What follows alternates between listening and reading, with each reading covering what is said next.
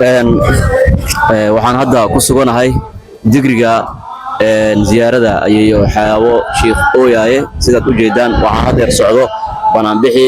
caabana saqdi hadii la yiraahdo waxa la rajeynayaa in uu noqdo dhafarkii biidnillah alkariim. Assalaamu alaykum warahmatullahi wabarakatuh.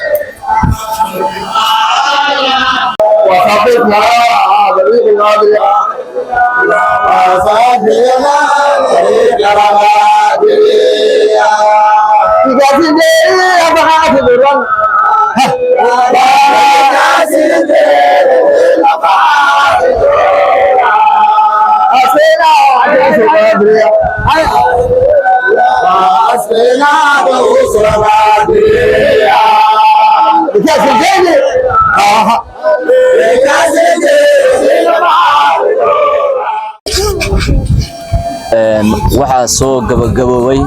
banaanbixi galabta halkaani lagu dhigay ayeeyo xaawo Sheekh Ooyaaye caawin waxaan rajeynaynaa insha Allah in ay noqon doonto dhafartii dadkii meelaha fogfog ka yimaaday oo ay baxeen oo hadda waxaa jooga dadkii ugu talagalay inay caawa ka qayb qaataan dhafarka hadduu Ilaahay yiraahdo waxaa ka mid ah Sheekh Abshir oo isagana oo aad u taqaanaan hooska si oo caawa laftirkiisa raba inuu dhafarka qayb ka noqdo hay ma dhafarta caawa caawada dhafri rabaa